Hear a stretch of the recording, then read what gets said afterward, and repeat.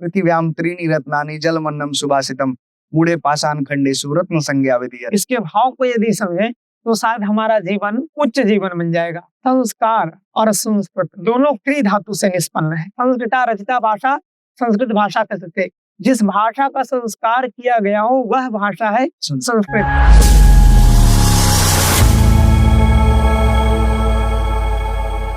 प्रणाम, मैं निखिल प्रकाश आप सभी का स्वागत करता हूं शिक्षा संवाद में। कहते हैं कि माता और मातृभूमि जितनी प्रिय होती है उतनी ही प्रिय मातृभाषा होती है।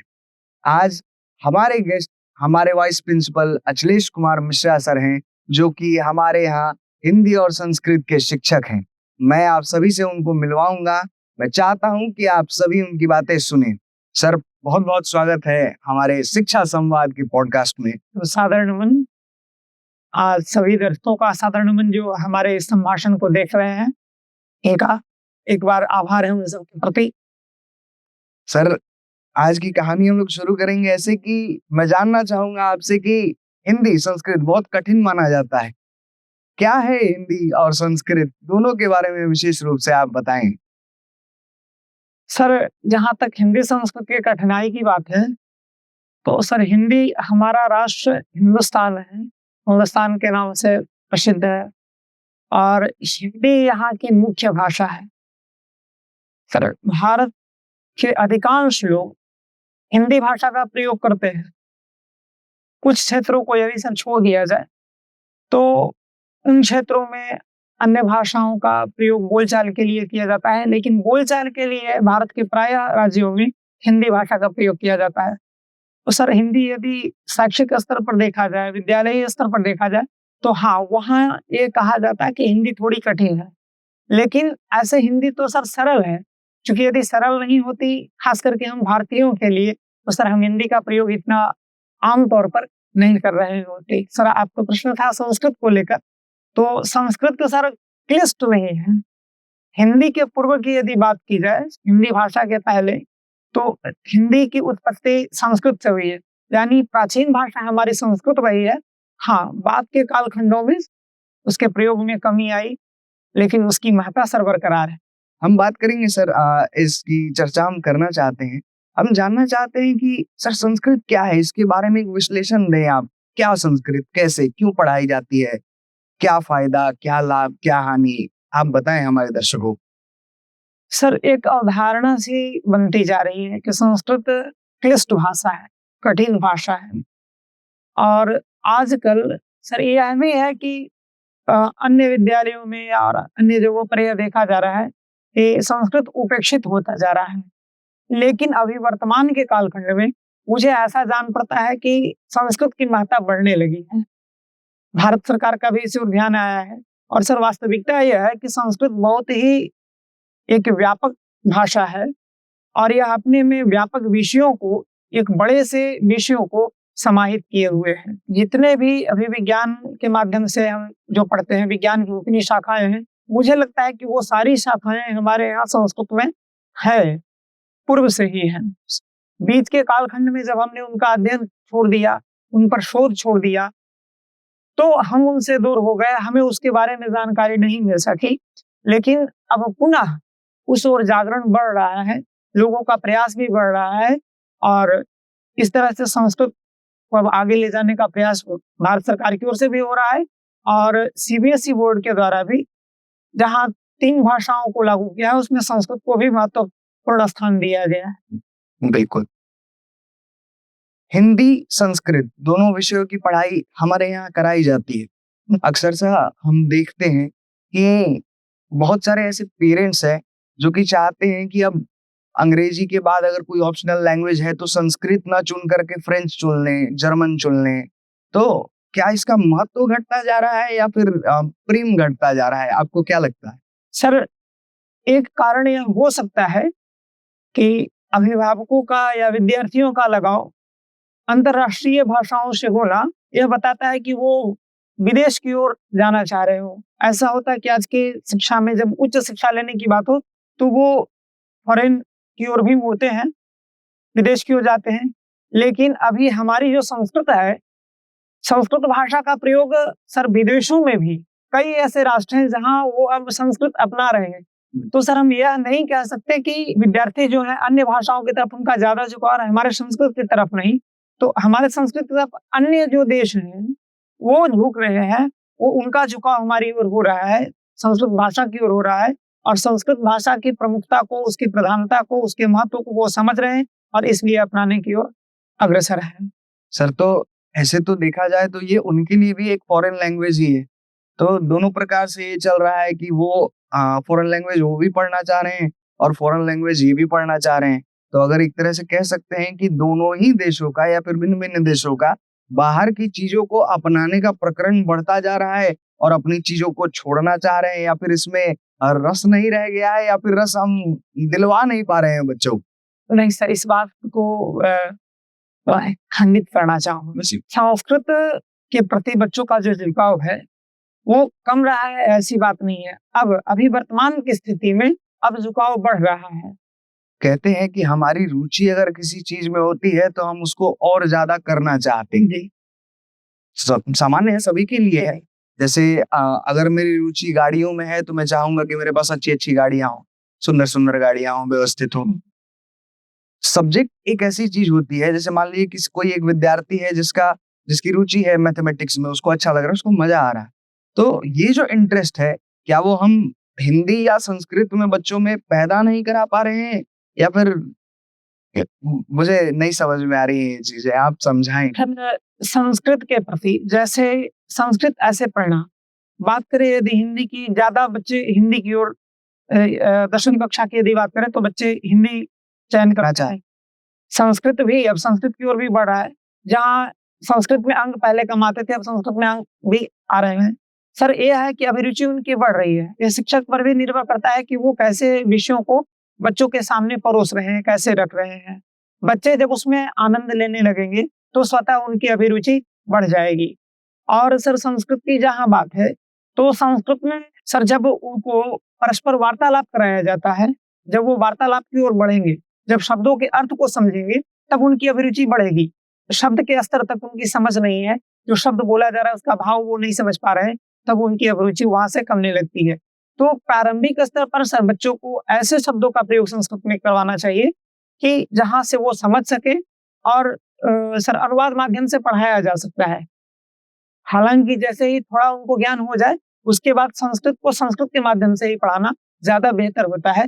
बच्चे अच्छी तरह से उसको समझ पाते हैं और फिर उसमें सर अभिरुचि लेने लगते हैं। वे कौन सी कक्षा से संस्कृत की पढ़ाई शुरू कर देनी चाहिए सर, आपको क्या लगता है? सर संस्कृत की बात यदि करें तो कक्षा, तो मेरे विचार से, मेरा जो व्यक्तिगत सोच है यह है कि उसको प्रारंभिक कक्षाओं से ही प्रारंभ कर देना चाहिए, ताकि वहां से वे शब्द सीखना शुरू कर दें। जैसे वर्ण का ज्ञान होता है, वर्ण से शब्द बनते हैं, शब्द से वाक्य बनते हैं, तो शब्दों का ज्ञान जैसे छोटे बच्चों को हम LKG UKG क्लास 1 में शब्द से फिर वर्ण, वर्ण से शब्द और शब्द से फिर हम वाक्य पर लाते हैं, वैसे ही प्रारंभिक कक्षाओं से यदि शुरू कर दें तो संस्कृत का और तेजी से विकास हो सकता है।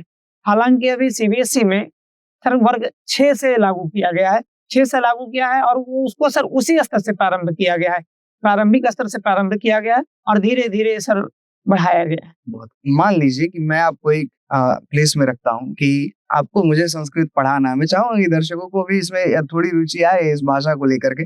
मैंने पहले भी एक श्लोक सुनाया है कई बार, मैं अब भी एक बार फिर से वही श्लोक दोहराना चाहूंगा। बहुत प्रिय है मुझे ये श्लोक कि पृथिव्याम त्रीणि रत्नानि जलमन्नम सुभाषितम मूढ़े पाषाण खंडेषु रत्न संज्ञा विधीयते। Sir please.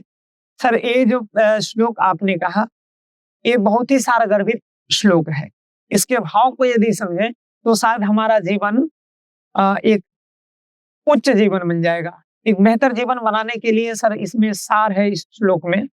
और सर पृथिव्याम त्रीणि रत्नानि जलम अन्नम सुभाषितम मूढ़े पाषाण खंडेषु रत्न संज्ञा विधीयते। सर ये कहा जाता है कि इस पृथ्वी पर रत्न की संज्ञा, रत्न लोग कहते हैं किसको, पत्थर के टुकड़ों को जो कीमती है, जैसे पुखराज, नीलम, इसको रत्न की संज्ञा देते हैं। लेकिन संस्कृत सुभाषित यह कहती है, उसके अनुसार है कि 3 चीज है सर। जीवन के लिए जल आवश्यक है, जीवन के लिए जल और अन्न आवश्यक है, बिना जल और अन्न के हमारा जीवन नहीं है।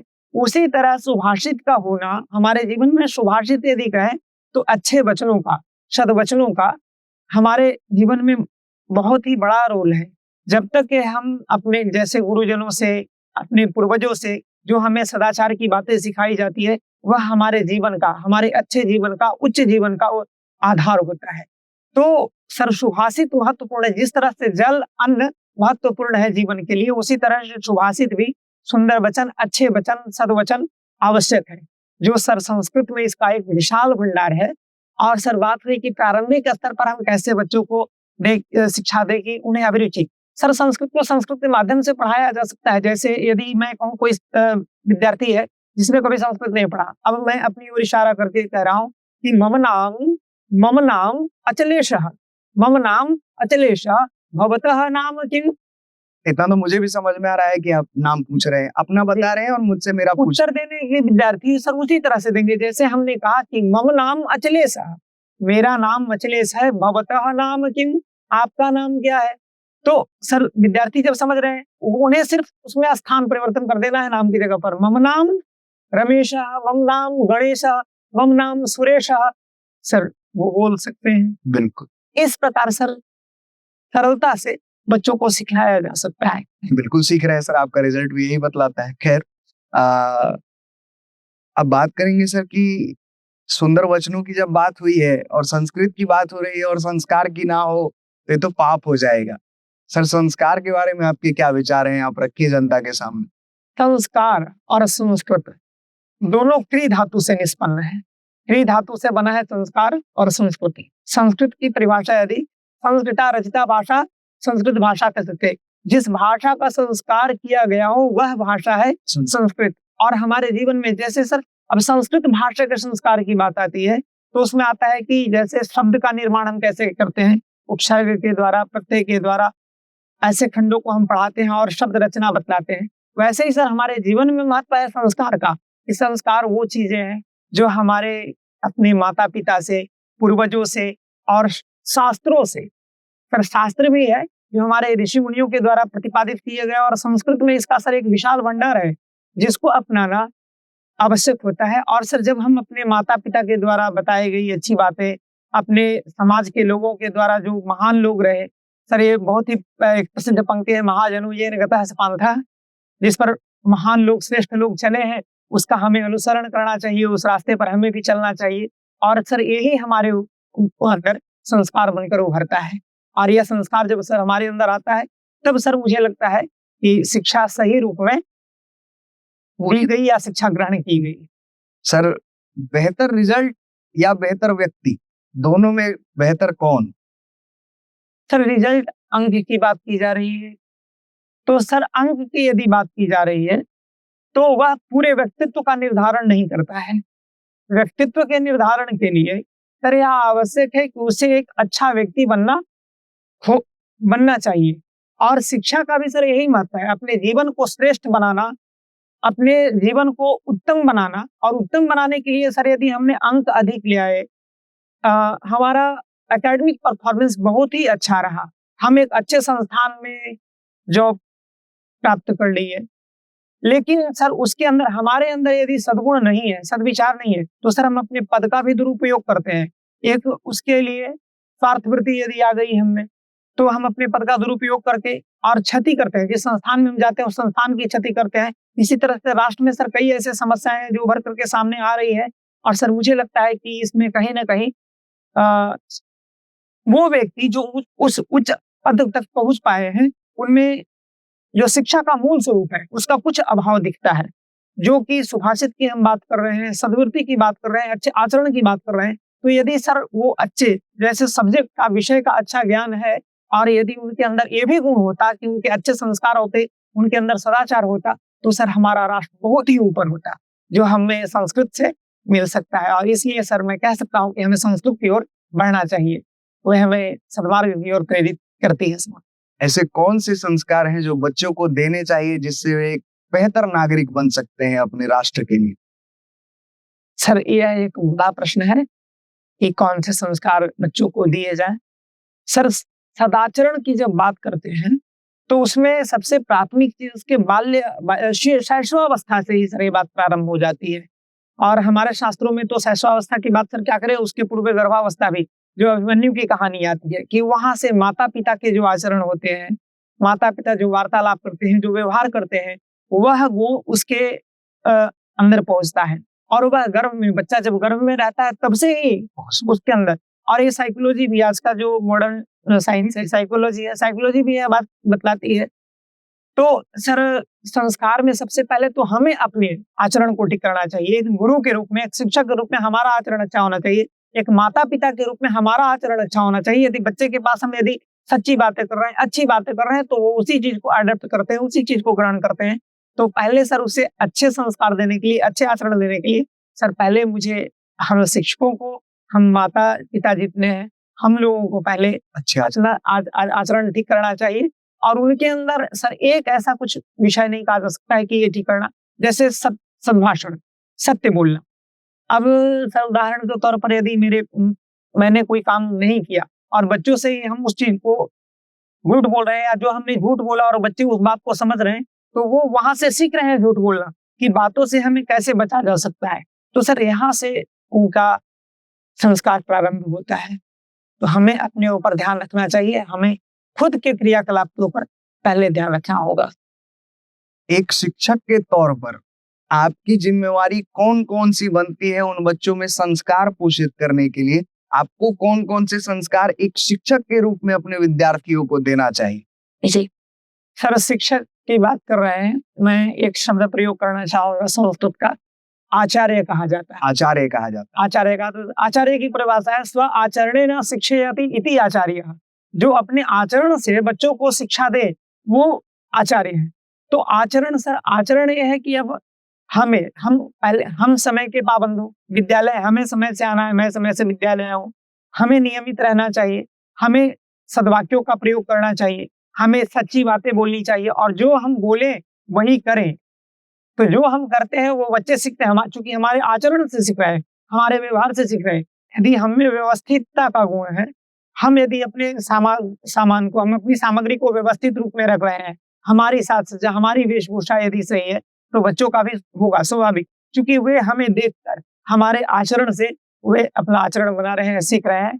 तो इस तरह से शिक्षकों को चाहिए, हम शिक्षकों का ये दायित्व है कि सबसे पहले अपने आचरण का ख्याल रखें और समय के पाबंद हो।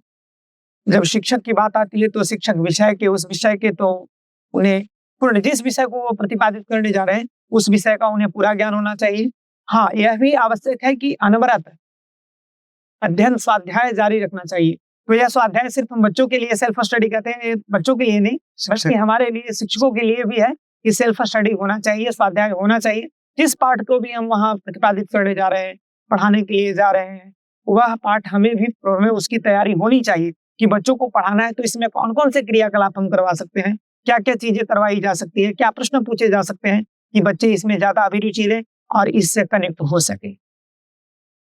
हर पूर्णिमा के दिन यज्ञ, यह सुझाव आपका था, काम भी हुआ, यज्ञ हम कर भी रहे हैं, महत्व क्या है? सर, यज्ञ हमारे देश में प्राचीन काल से चला आ रहा है, और यज्ञ के लिए सर कहते हैं कि यज्ञ जब हम करते हैं तो गीता का एक श्लोक है, अन्नात् भवति भूतानि पर्जन्यात् अन्न संभवः यज्ञे भवति पर्जन्यः यज्ञे कर्म समुद्भवः। सर यह कहता है कि अन्न की उत्पत्ति पर्जन्य से अर्थात वर्षा से होती है, और वर्षा कैसे होती है? तो यज्ञ से।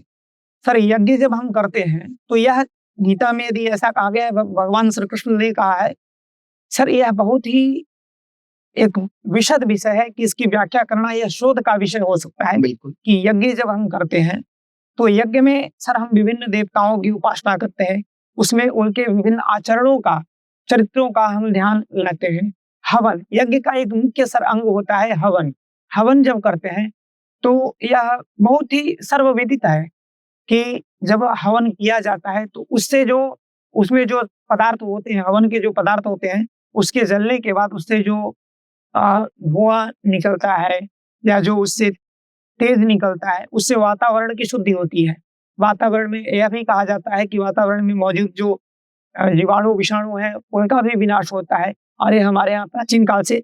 और यज्ञ का ही एक अंश ऐसा है, आयुर्वेद में एक भाग है कि जहाँ पे चिकित्सा में इसको लिया गया है, चिकित्सा के रूप में, चिकित्सा के एक अंग के रूप में लिया गया है। तो इस तरह से हमारे स्वस्थ जीवन के लिए, हमारे उत्तम जीवन के लिए यज्ञ महत्वपूर्ण है। हमें यज्ञ करना चाहिए। यज्ञ करने से हमारे अंदर सर ईश्वर के प्रति प्रेम जागृत होगा, हमारे अंदर सद्वृत्ति की वृद्धि होगी। जैसे वातावरण की शुद्धि की बात कर रहे थे, वातावरण की शुद्धि होगी। बच्चों के अंदर, यदि बच्चों को हम सर इसमें सम्मिलित करते हैं तो उसके अंदर भी सर ये सारे भाव आ सकेंगे, वो ईश्वर के प्रति समर्पित हो सकेगा और सद्वृत्ति की ओर बढ़ सकेगा। सर यही हमारा भाव था, जिसके कारण सर मैंने आपसे निवेदन किया था कि सर अपने विद्यालय में भी यह हवन यज्ञ प्रारंभ किया जाए। अब बात करते हैं सर, संस्कृत पर बात कर ली हमने, अब हिंदी पर आते हैं, मातृभाषा। और एक तरह से कहे तो क्या कहते हैं आप उसको, देश की राष्ट्रीय भाषा तो है नहीं, लेकिन हम लोग राज्य मानते हैं हिंदी को कि हमारी राष्ट्रीय भाषा है। बहुत सारे राज्यों में अभी एक दर्जा नहीं मिला है हिंदी को राष्ट्रीय भाषा का, है ना।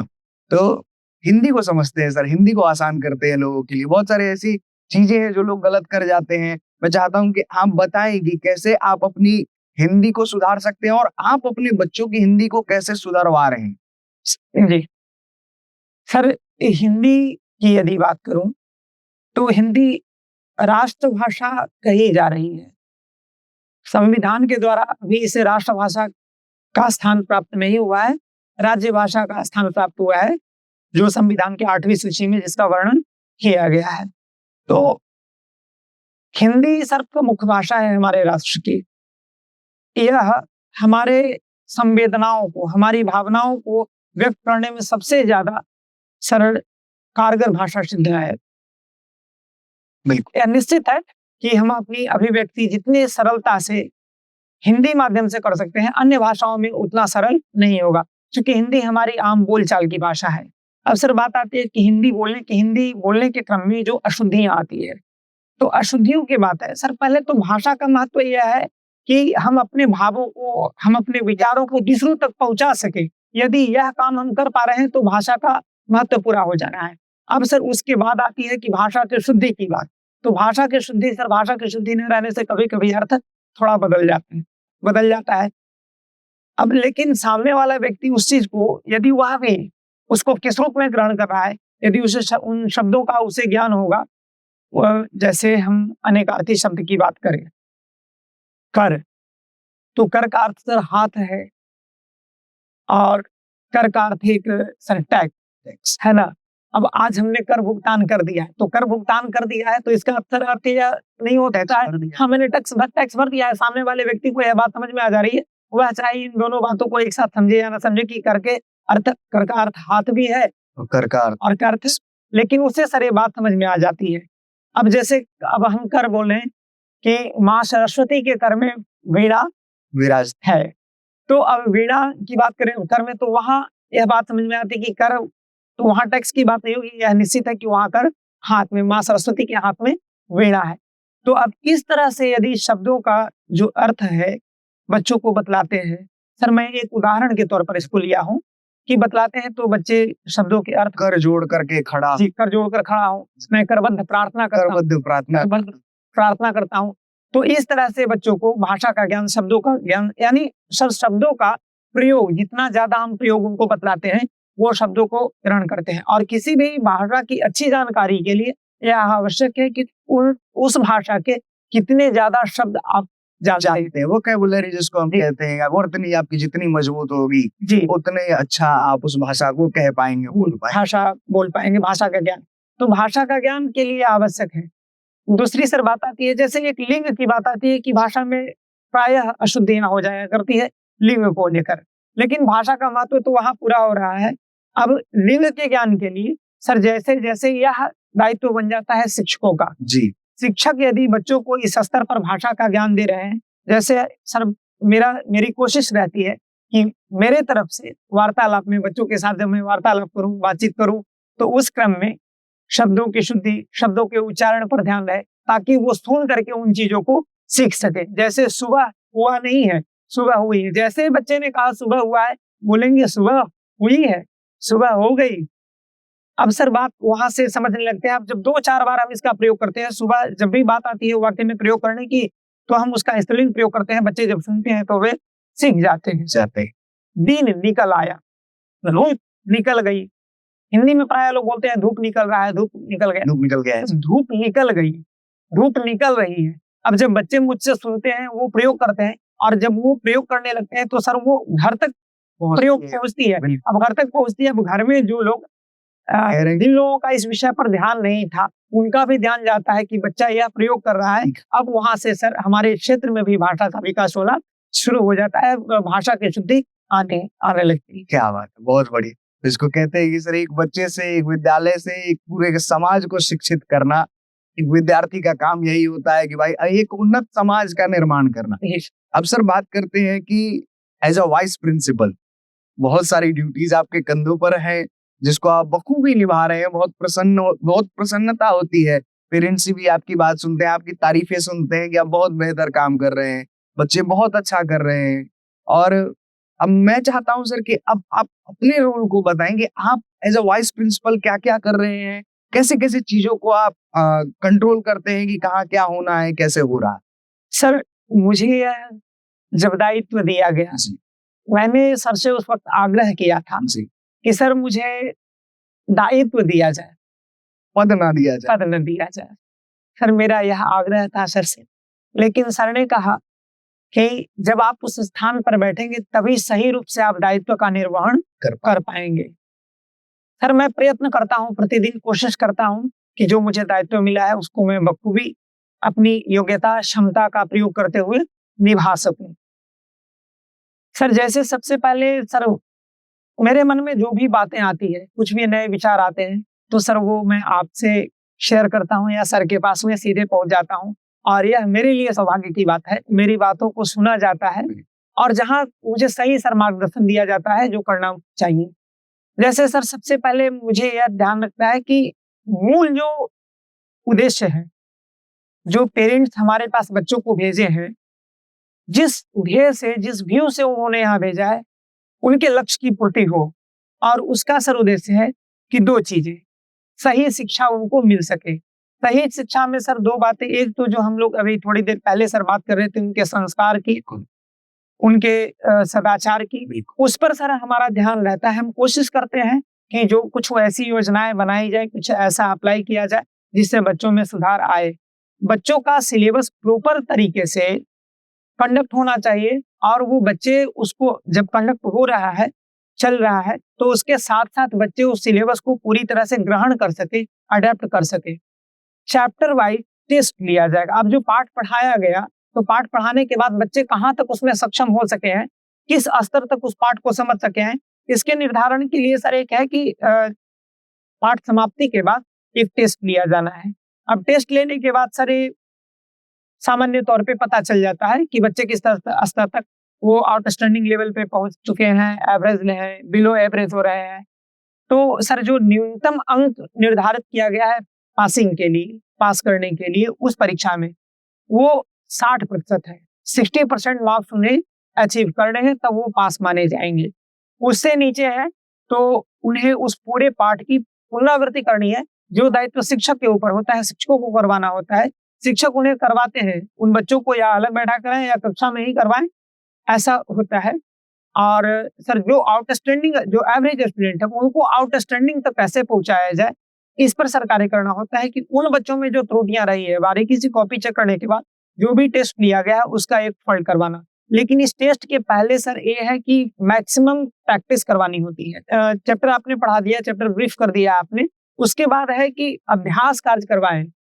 कम से कम यदि 2, 3, 4 अपने समय अनुसार जितना संभव हो सके, जहां लगे शिक्षक को कि अब इतने अभ्यास कार्य के बाद बच्चे सीख गए होंगे, हमारे सभी बच्चे 60% से एबव तो आएंगे ही, तो मैक्सिमम बच्चे इसमें 80-90% एबव हो सकेंगे, तब उन्हें अभ्यास कार्य के बाद फिर वो परीक्षा लेनी होती है।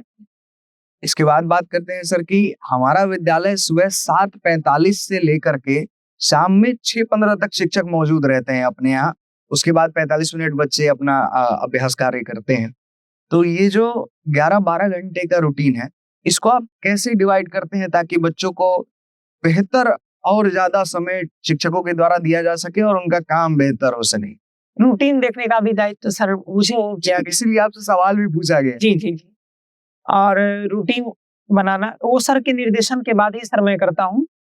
तो सर जैसे बच्चे के विकास में बाधा आती है।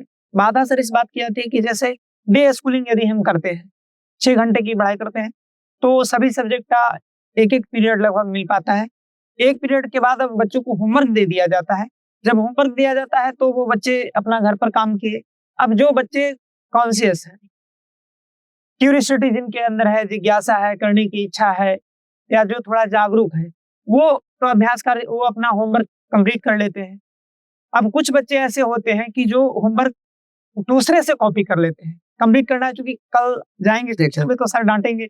अब इसके लिए वे क्या करते हैं कि दूसरे बच्चे की कॉपी लेकर के उसको कॉपी कर लिया उन्होंने। वो नोटबुक लिया और आंसर का की कॉपी कर ली। अब टीचर अगले दिन जब जाँच करते हैं, तो उन्हें पता है अब उन्हें जब वो जाँच करते हैं, तो उन्होंने यह देखा कि ये बच्चा तो सही बनाया है। लेकिन वास्तविकता सर यह है कि वह बच्चा स्वयं बनाया नहीं था, बल्कि वह क्या किया था दूसरे बच्चे की कॉपी कर रखी थी। अब उस शिक्षक को भी पता नहीं चल पाया और उस बच्चे का विकास वहाँ सर रुक गया, ये विकास में बाधा है। सर हमारे यहाँ व्यवस्था जो है, सर के द्वारा जो बनाई गई है व्यवस्था, सर मैं आभार प्रकट करता हूँ सर का और सर मुझे आनंद आता है। बाकी हमारे शिक्षकों को भी सर इस विषय में आनंद आता है और शिक्षक के लिए भी सर काम करना सरल हो जाता है कि 6 घंटे पढ़ाने के बाद जब हम सेकंड हाफ में उसी पढ़ाए गए विषय का अभ्यास अपने सामने करवाते हैं, जो होमवर्क दिया जाना था, वो होमवर्क के रूप में नहीं देकर के अभ्यास कार्य के रूप में करवाते हैं और शिक्षक जब अपने सामने करवा रहे होते हैं और वहाँ शिक्षक मौजूद है, तो बच्चे आपस में बात नहीं कर सकेंगे। जब वो विषय को समझ सके हैं, तब तो स्वयं बना पाएंगे। अब विषय को यदि नहीं उन्होंने समझाया, कॉन्सेप्ट उनका क्लियर नहीं हुआ है, तो या बना नहीं पाएंगे या बनाएंगे तो गलत बनाएंगे। अब जब कॉपी शिक्षक देखेंगे, जो बच्चे बिल्कुल नहीं बना पाने में असमर्थ है, तो उनकी कलम तो रुक जाएगी। शिक्षक वहीं सर देख लेते हैं कि अब ये बच्चा बैठा है तो क्यों बैठा है, इसका मतलब यह है कि यह समझ नहीं पाया, ये बना नहीं पाया, कुछ इसमें सोच नहीं पा रहा है। शिक्षक वहीं उसकी मदद करते हैं।